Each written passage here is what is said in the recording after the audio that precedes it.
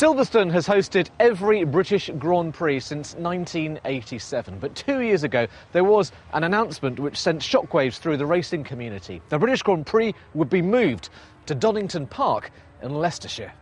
Former racing driver and commentator Tony Jardine has been working on Silverstone's redevelopment. Was there anger at the announcement when it was made? Not particular anger. I think as far as the British Racing Drivers Club were concerned, they wanted to make sure that the British Grand Prix stayed in this country and that there was one, because there was a danger of Britain going off the calendar altogether. £5 million has been spent here. The circuit's been refurbished and redesigned.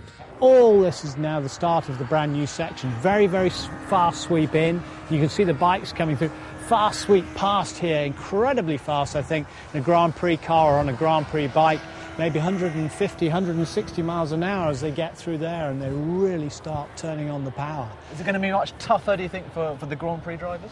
I think it's going to be a real challenge, to be honest, but fast and flowing, which is what we want to keep in Silverstone, because it's renowned as one of the fastest Grand Prix circuits in the world. How important is motor racing and Grand Prix for British manufacturing, British business? Because it's so much of it happens here, doesn't it? It's huge, and I think Silverstone has a halo effect on the industry.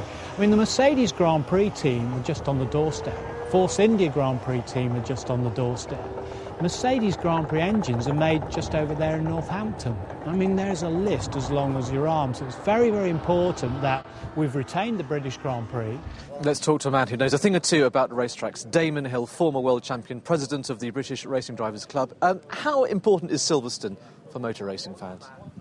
Well, for motor racing fans, it's very, very important to have a Grand Prix in your own country, and so there's been a big battle to fulfil the criteria for hosting a Grand Prix, and that's why we're celebrating today, because this has been the result of a very long, hard battle to upgrade the facilities and provide a venue that is the best venue for drivers and for fans.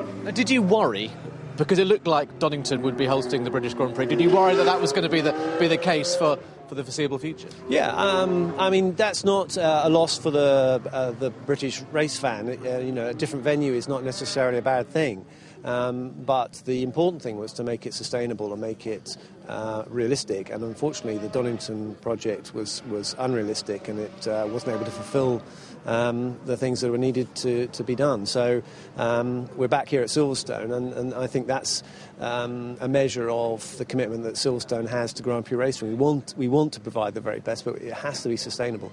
So in a way, good has come from this, because presumably, as you say, the facilities have been upgraded, which, as you say, probably had to happen. What is going to be different for fans coming to the British Grand Prix this year from former years? Well, the most obvious difference is going to be a completely different track layout. So we've reconfigured the shape of the circuit. This is the first year of a 2-year development plan. In another year's time, there'll be a completely different position for the start and finish line and the pit and paddock. So the centre of attention, the start and the finish will all be down the other end of the circuit. We hope that it'll provide much better viewing facilities, greater capacity, and also more a thrill and a challenge for the drivers.